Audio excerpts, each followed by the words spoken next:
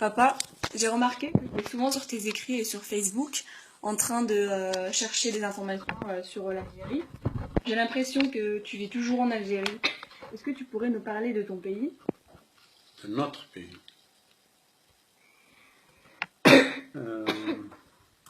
Oui, ma fille.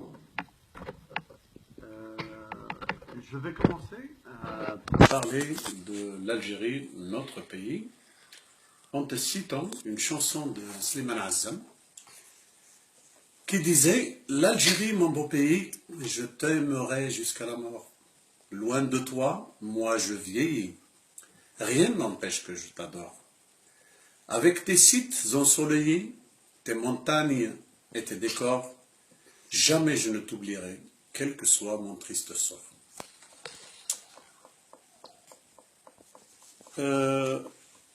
Pour te parler de l'Algérie, notre pays, l'Algérie, ma fille, mon fils, et à travers vous deux,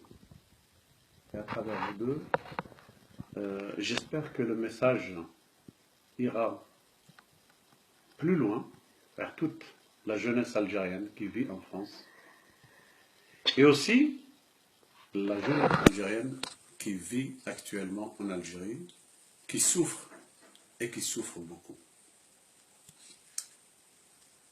Te parler de l'Algérie, ma fille, je pourrais rester des heures et des heures, des jours et des jours, des mois, à parler. Il y a tellement beaucoup de choses dont j'aimerais vous parler aujourd'hui, de notre cher pays. Je commencerai par vous dire que l'Algérie a été colonialisée pendant 130 années par la France. Ça, je vous ai déjà parlé, vous le savez très bien. Pendant les 130 années, les Algériens, les Algériennes ont vécu dans la misère, des tueries, la barbarie. Et tout ça, c'est des choses dont je n'aime pas parler, moi. Moi, je préfère parler de paix, de l'Algérie de l'indépendance, de l'Algérie de la paix, de cette Algérie indépendante qui a raté énormément d'occasions de se démocratiser, de s'émanciper, d'avancer, d'être au rang des pays développés, des pays riches, des pays qui avancent. Car notre pays a des potentialités diverses, un potentiel humain et des richesses énormes. Ces richesses qui ont été mal exploitées, mal gérées, mal distribuées. Ce qui nous amène aujourd'hui à une situation délicate, difficile à supporter, difficile à vivre par la majorité des Algériennes et des Algériens. En quelque sorte, je vais te donner un exemple. Imagine que toi, par exemple, tu as 1 million d'euros sur ton compte. Et tu commences à dépenser, sans étudier tes dépenses, sans réfléchir à ton avenir, sans réfléchir à une manière d'exploiter la richesse que tu as pour qu'elle soit à ton profit, à ton service.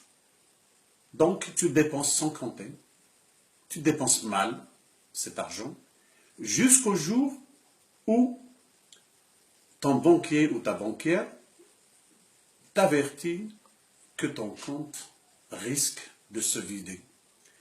Alors tu te retrouves dans une situation, professionnellement parlant, tu n'as pas de diplôme, tu n'as pas de métier, et ton argent arrive à épuisement, qu'est-ce que tu vas faire? Voilà à peu près la situation de l'Algérie aujourd'hui. Je continue à parler en arabe et je vous expliquerai plus tard. الجزائر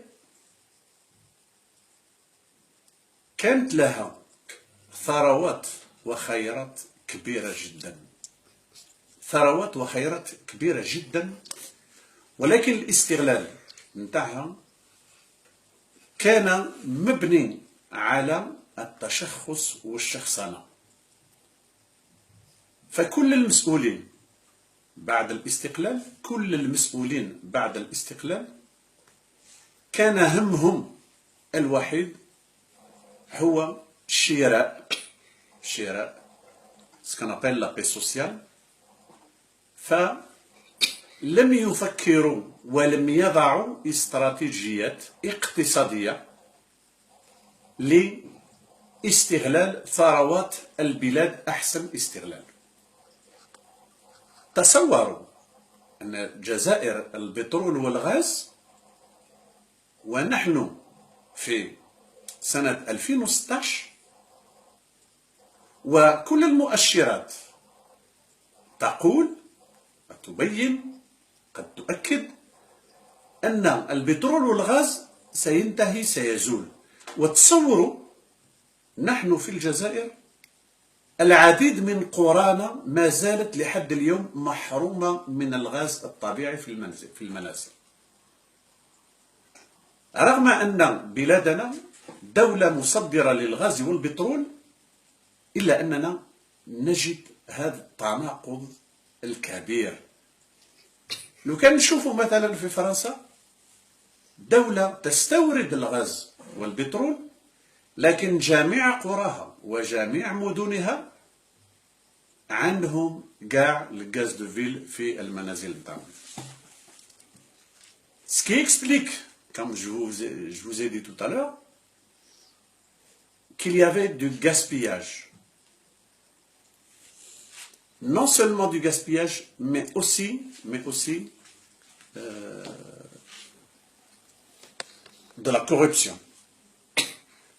قضية الفساد في بلادنا فساد سياسي وفساد اقتصادي، واستطيع أن أقول بأن الحكام نتاعنا في البلاد ورثوا شيئا نجده في طبيعتهم اليوم، هو أنهم طيلة عهد الاستعمار الفرنسي كانوا دائما يرفضون كل ما كان يأتي من المستعمر الفرنسي من قوانين. دائما كانت ترفض من الجزائريين.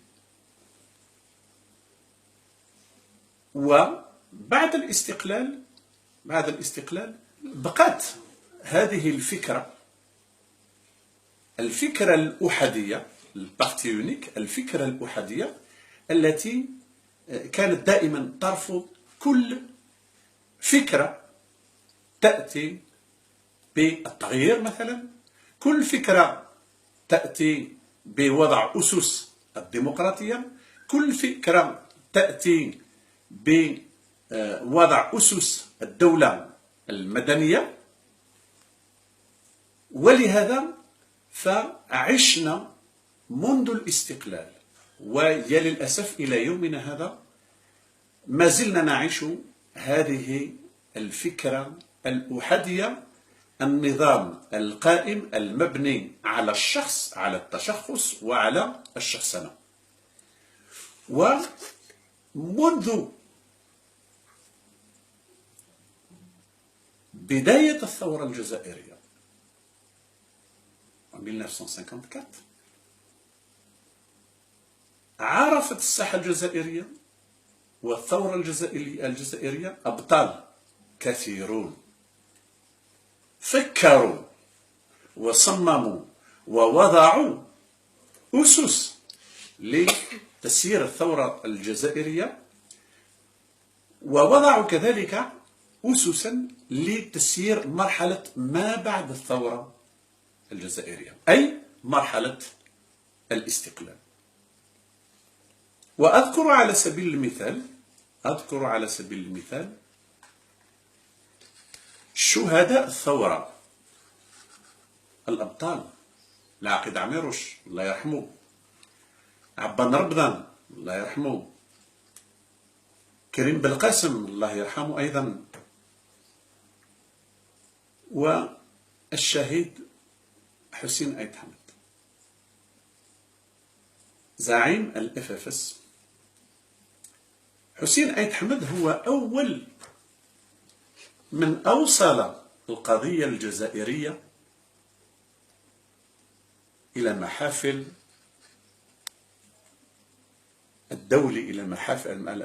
المحافل الدولية في ما يعرف بمؤتمر باندونغ le 18 avril 1955. هذا الرجل العظيم الوحيد الذي وهب شبابه، وهب حياته في خدمة الجزائر، في خدمة الوطن، وفي خدمة الديمقراطية، في إرساء الديمقراطية في البلاد. لكن كل اقتراحاته كانت ترفض دائما، اوتوماتيكيا، سيستماتيكمون، كانت ترفض من النظام العسكري، le régime militaire, qui de coup d'État en coup d'État a confisqué la politique, le travail politique, et qui nous a amené à un régime autoritaire. نذكر على سبيل المثال المرحوم محمد بودياف. Mohamed Boudiaf, vous ne le connaissez pas. C'est ce révolutionnaire algérien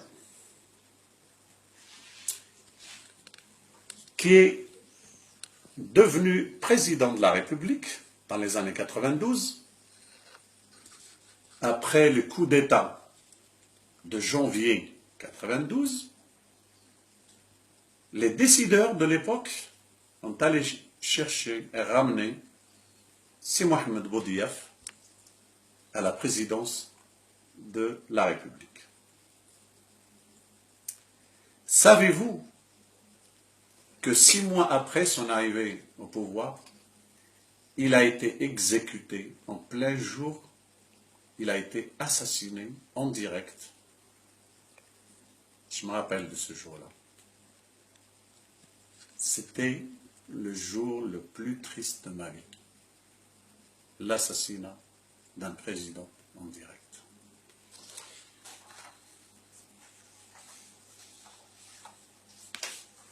أعود الآن للسيد حسين أيت حمد الذي كان دائما همه الوحيد الوحدة الوطنية، الديمقراطية، جزائر حرة سعيدة، جزائر ديمقراطية، دولة مدنية.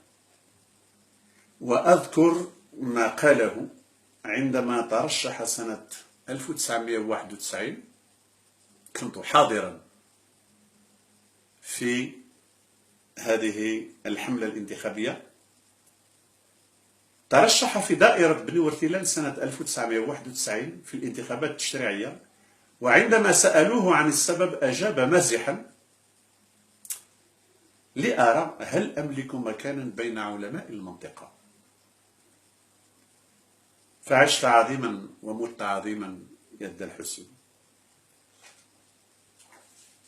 ود الحسين أتذكر أننا عندما غادرنا البلاد سنة 2000 tu avais 4 ans ma fille. Et je me rappelle très bien, et tes sœurs aussi se rappellent, dans notre maison à Ouqas, j'avais un poster que j'ai mis sur le mur dans la salle à manger.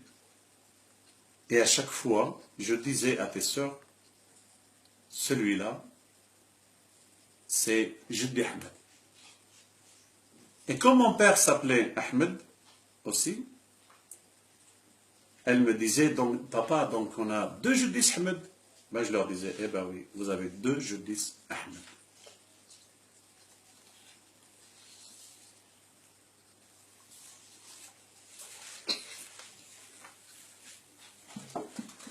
Je te dirai aussi, ma fille, un extrait de son message. Regarde bien cette photo. Sur cette photo, ce sont les familles des disparus en Algérie pendant la décennie noire, après l'arrêt du processus électoral, l'annulation des élections en janvier 92, les décideurs ont plongé le pays dans une guerre civile. Et là, Hussein Aït Ahmed, Allah yarhamou, a mis en garde le pouvoir à l'époque, des conséquences, d'éventuelles conséquences de l'arrêt du processus démocratique et l'arrêt des élections en Algérie. Nous avons vécu une décennie noire, guerre civile. Jazairi yaqtul Jazairi. Jazairi yaqtul Jazairi. Et donc, Hussein Aït Ahmed disait à ses familles de disparus, chers compatriotes et mes chères sœurs, c'est un honneur pour moi de m'adresser à vous qui incarnez le courage, la fidélité, l'incorruptibilité et toutes nos traditions d'honneur qui n'ont pas cédé au délabrement spirituel et politique de notre formidable société. À cette formidable jeunesse, en quête de sens de respect,